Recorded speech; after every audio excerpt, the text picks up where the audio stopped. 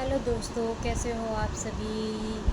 बहुत टाइम के बाद आप सबसे मिलना हुआ और खुशी की बात ये है कि मैं फिर से वीडियोस बनाना स्टार्ट करने वाली हूँ और हम डेली बेसिस पे कुछ ना कुछ नया कंटेंट लेके आएंगे।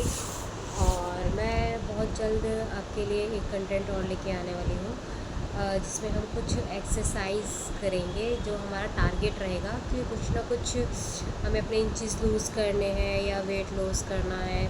उसके लिए भी मैं आपके लिए अब वीडियोस बनाया करूँगी। तो चलो लेट्स स्टार्ट करते हैं कि आज का हमारा जो टॉपिक है, जैसे कि आप देख सकते हैं मेरी इस वीडियो पर लिखा हुआ है कि शादी स्वर्ग या नर्क।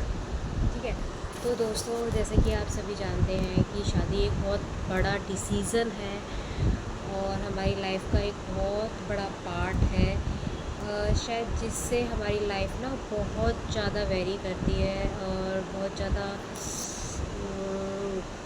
कनेक्टेड है कि डिस्टर्ब भी होना और सब कुछ, मतलब बेसिकली आप 25-23 साल के बाद आपकी लाइफ में बिल्कुल चेंज आता है और वो चेंज पॉजिटिव भी हो सकता है और नेगेटिव भी हो सकता है।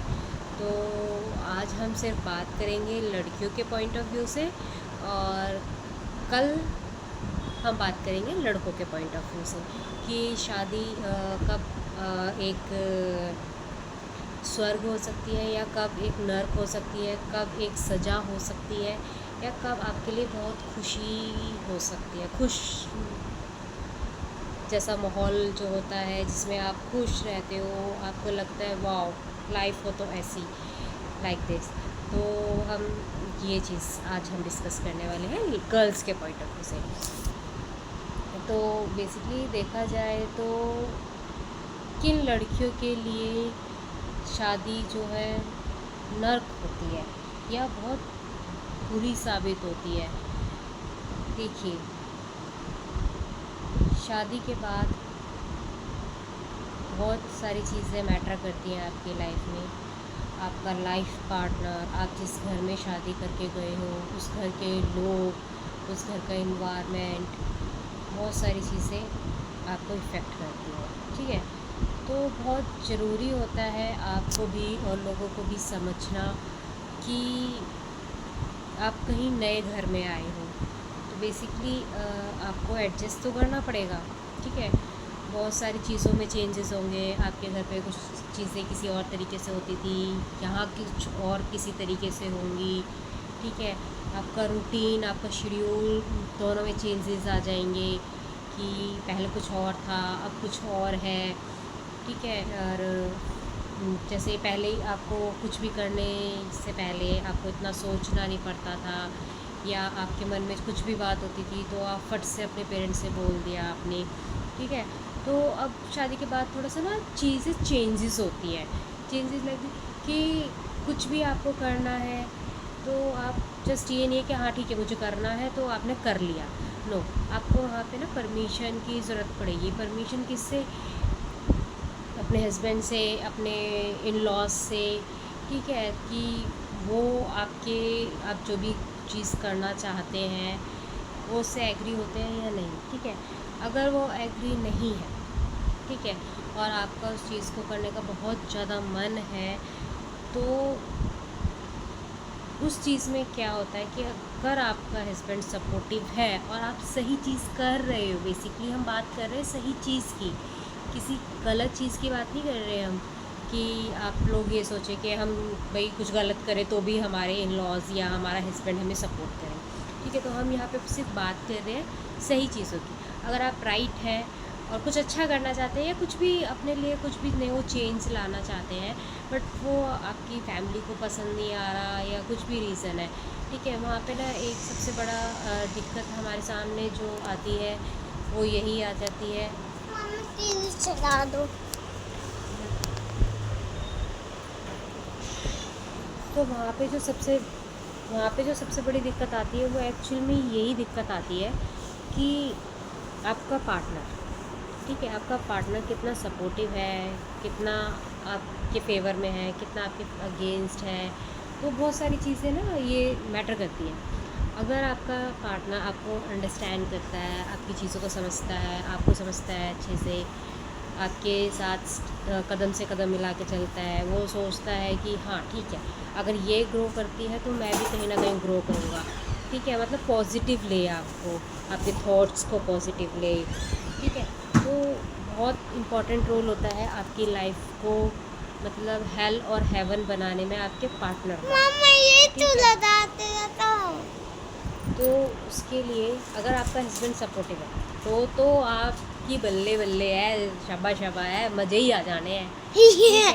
और उसके बाद अगर इन केस आपका हस्बैंड सपोर्टिव नहीं है, तो जिस भी लड़की का हस्बैंड सपोर्टिव नहीं हुआ या उसके फेवर में नहीं हुआ, वहीं से उसकी लाइफ जो है नर्क में जाने लग जाती है।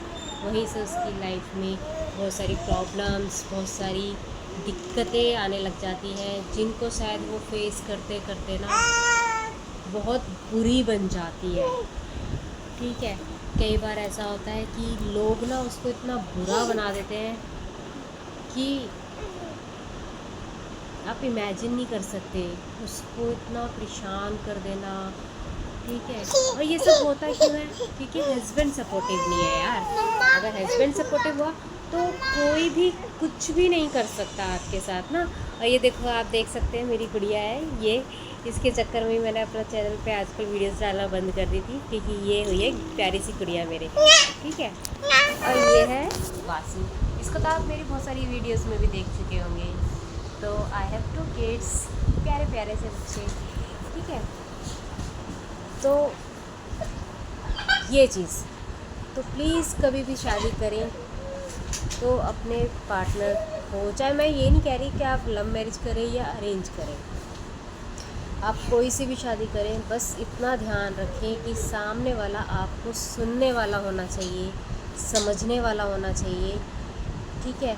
गाइस, मैं नहीं कहती कि अरेंज मैरिज में ना एक तो बहुत कम टाइम मिलता है अपने पार्टनर को जानने का, तो थोड़ा सा टाइम लीजिए और चीज़ों को ना थोड़ा सा एनालाइज करने की कोशिश करिए कि सामने वाला अपनी मर्ज़ी आप पर थोपना चाहता है या आपको सुनना चाहता है, वो आपको सुनने में कितना इंटरेस्टेड है, ठीक है, वो आपकी कितनी केयर कर रहा है बेसिकली।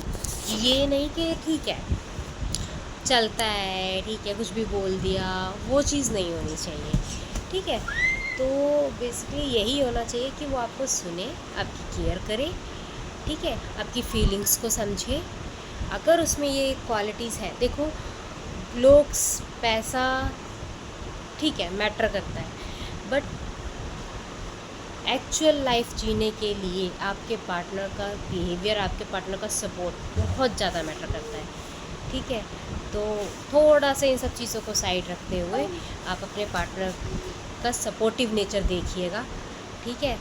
तो आपकी ज़िंदगी कहीं ना कहीं बहुत सुंदर होगी, बहुत अच्छी होगी, क्योंकि उसी लड़की की ज़िंदगी सुंदर, खूबसूरत और स्वर्ग जैसी होती है जिसका हस्बैंड बहुत सपोर्टिव होता है, उसको समझता है, उसकी चीज़ों को एनालाइज करता है, उसकी प्रॉब्लम्स को देखता है, फेस करता है, उसके साथ कदम से कदम मिला के खड़ा होता है कि ठीक है मैं हूँ, आप कुछ भी करो मैं हूँ, ठीक है, मैं आपको सपोर्ट करने के लिए हूँ।